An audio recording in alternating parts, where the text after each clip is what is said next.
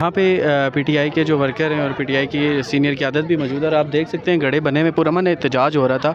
एक तो मैंडेट पे डाका डाला गया और प्रोटेस्ट भी नहीं करने दिया जा रहा पीटीआई के वर्कर्स और सपोर्टर्स को।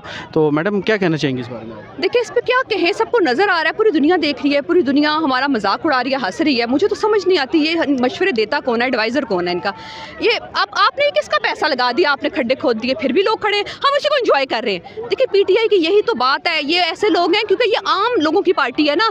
आप इतनी फसाइयत दिखाते हैं, पकड़ते हैं, फिर ये खड़े हो जाते हैं। आप 4 लोगों को मारते हैं, 4 लोगों को बंद कर देते हैं, 4 लोगों को पार्टी छुड़वा देते हैं, फिर 10 लोग खड़े हो जाते हैं। तो क्या फ़ायदा हो रहा है आपको? मुझे बताएं, आप इससे कुछ हासिल वसूल कर रहे हैं? आपको कुछ भी नहीं हो रहा। आप मैंडेट चोरी करके भी आप ही जलील हो रहे हैं, यकीन करें, पूरी दुनिया में। क्या फ़ायदा हो रहा है? आप उन लोगों का मैंडेट, लोगों ने कह दिया, लोगों ने क्या हालात थे इलेक्शन के, आपको पता है इलेक्शन के क्या हालात थे, आपको पता है इलेक्शन में लोग ऐसा था कि पोस्टर हम लगाते थे ना तो पोस्टर उतार लेते थे हमारा। हम कितनी मुश्किल से पुलिस आती थी, अगर आप कैंपेन बना कर देती थी।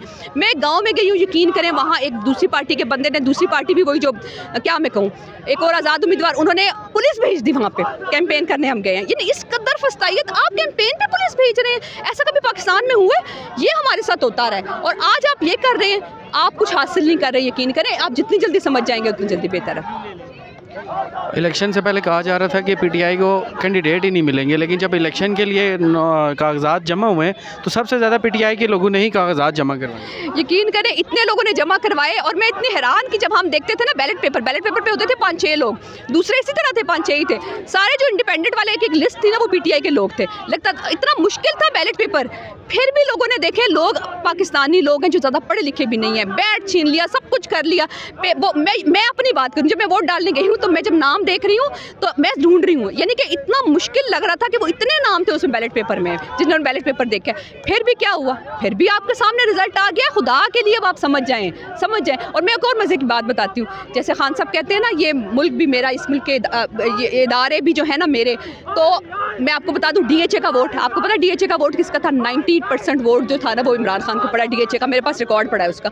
तो लोग जो है ना सब खान के साथ खड़े हैं, सब। तो ये जितनी जल्दी आप समझ जाएंगे उतना भी। ये तो खान साहब ने कहा भी था कि इनके जो बच्चे हैं वो भी हमें वोट देंगे। बिल्कुल ऐसा ही था, मेरे पास तो रिकॉर्ड है, मैं दिखा सकती हूँ। डीएचए का 90%, 4800 मेरे ख्याल में वोट उनको पड़ा है, बाकी 400 वोट जो है बाकी पार्टियों को पड़ा है। ये हमारा रिकॉर्ड है जो डीएचए इधर का इस्लाम। आज वो जमातें भी पीटीआई के साथ खड़ी हैं, टीएलपी, मौलाना फजलुर रहमान की जमात इस्लामी, क्योंकि पूरे मुल्क में एक तो 75 सालों में ऐसी धांधली मैंने नहीं देखी होगी, ऐसी धांधली नहीं देखी। और देखिए, अल्लाह का कानून होता है। कुछ एक बंदा जो बैठा है ना जेल में, वो ऐसा ही नहीं है, वो अल्लाह का, वो एक मोमिन बंदा है। उसने अल्लाह पे भरोसा किया, किसी की बात नहीं सुनी, किसी दूसरे मुल्क की मदद नहीं ली। सारी दुनिया उससे इनसिक्योर होगी, यकीन करें, हमारे दोस्त मुल्क उससे इनसिक्योर हो गए।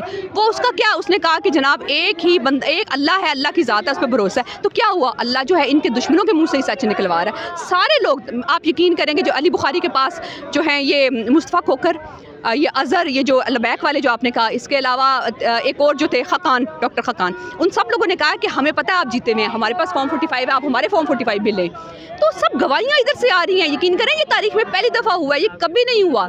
तो यही अल्लाह की कुदरत है ना। ये कुछ तदबीरें ये करते हैं, कुछ तदबीरें जो है वो अल्लाह करता है।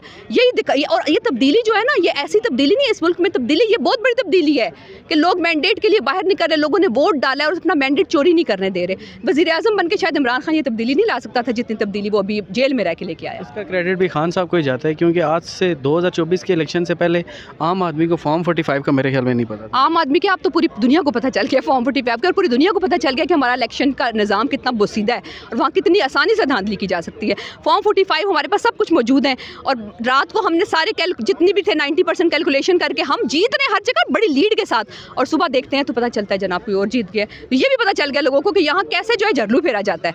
तो पूरी दुनिया को पता है, पूरी दुनिया में हम जलील हो रहे हैं। शर्म आती है क्योंकि हमारे बच्चों ने तो इसी मुल्क में रहना है ना, हमने तो कहीं नहीं जाना, हमने तो ये मुल्क छोड़ के नहीं जाना। बस अल्लाह करे कि इस सारे में अल्लाह ने कोई बेहतरी रखी हो और जो अवाम तब्दीली लेके आए इसमें कोई बेहतरी हो आगे। इस बोसीदा निज़ाम की वजह से हज़रत अली रज़ी अल्लाह अन्हु का कौल है कि कुफर का निज़ाम चल सकता है लेकिन जुल्म का निज़ाम नहीं चल सकता।